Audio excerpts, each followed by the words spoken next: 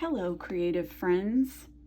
I have to say, after posting my white gel pen hack last week, this is a Signo white gel pen, and I posted a video last Tuesday about how to hack your pen, literally, to make it work again, so that we can all have delightfully free-flowing Uniball Signo gel pens.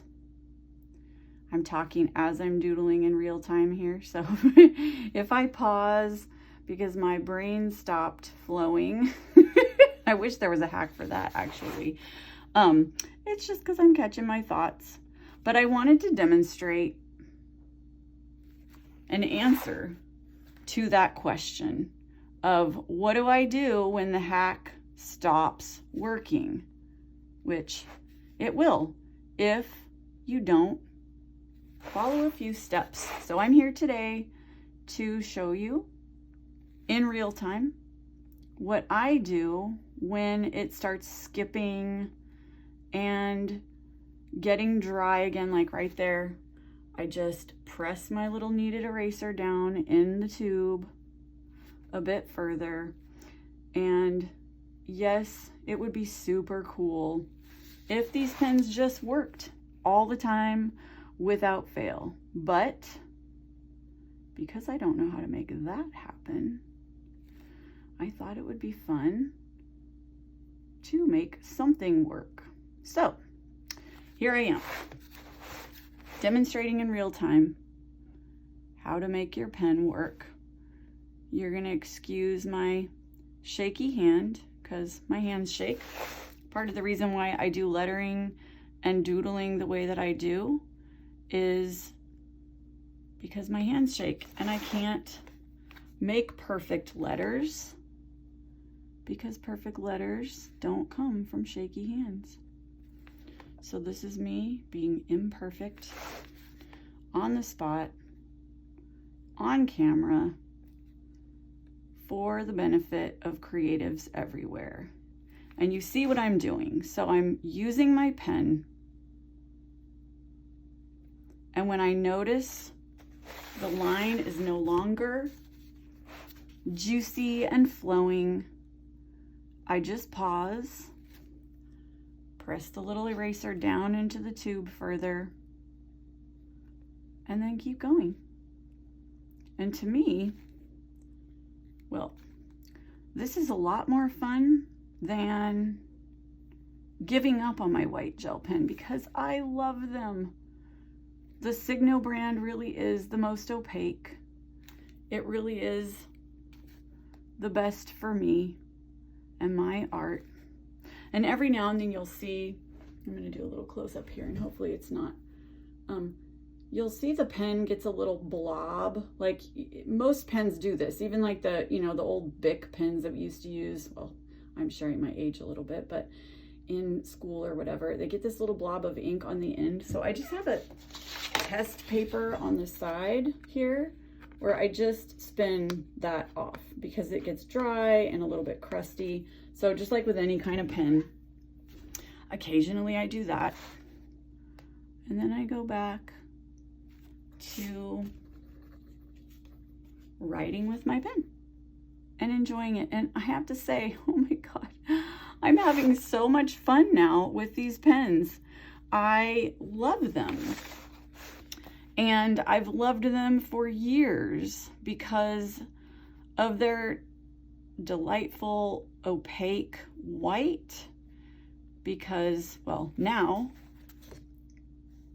they're easier to use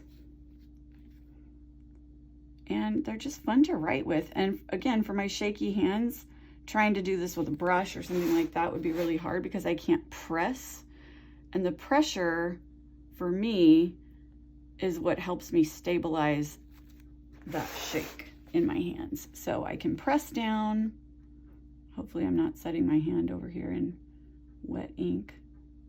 I can press down on this. I can press down on the pen.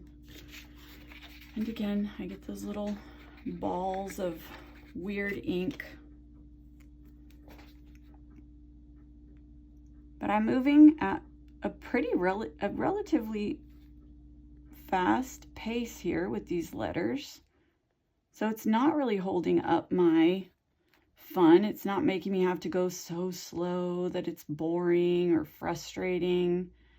And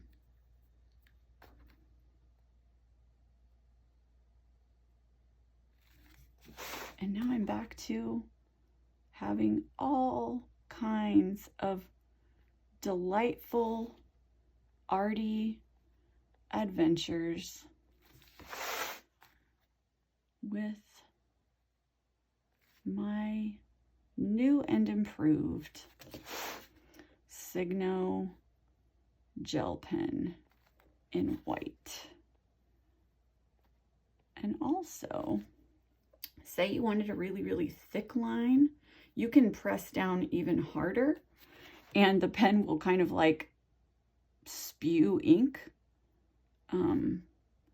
I didn't do it for this because I don't want that in my lettering, but if you're doing stems or thicker lines or something like that where you really want a lot of ink to flow out, all you have to do is press down harder. The pressure really is the key. The amount of pressure that is inside the ink tube dictates how much ink flows out. So here I'm going to just go ahead and demonstrate this for you. So I'm going to press down extra hard. So I'm going to press, press, press, press, press. And now, and of course, it's not going to work. Press, press, press, press, press. And I'm going to get some really juicy lines out of this pen. And I'm super excited because I know now that I'm not going to have a huge collection of half-used pens sitting around in my studio. I can use these puppies up until the ink is all the way out, which is just, oh my gosh, for me, I'm a frugal person. So being able to use my art supplies all the way to the very bottom is just a fun thing for me because it's almost like a challenge. Like, can I get that last drop of paint out of a watercolor tube or a pen? In regular life, it's the toothpaste tube. How do I get all the ink out of the toothpaste or the, I'm sorry, good grief.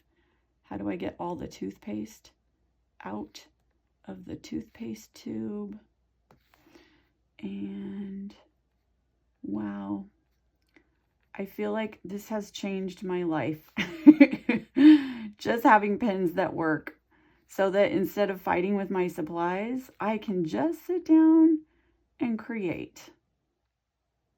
Maybe next time we'll talk about fighting with our inner critic because that's a whole other thing that I, along with pretty much everybody else who creates, deals with on a regular basis. So I'm just going to get back to my doodling here and having fun and starting this Monday off on a really happy, joyful, lighthearted, generous, hopeful note. And I hope you all have a delightful week. Whether you get to play with your gel pens or not, I hope your week is wonderful and peaceful and full of lovely things and a little bit of creativity. Bye from me and my awesome white gel pen.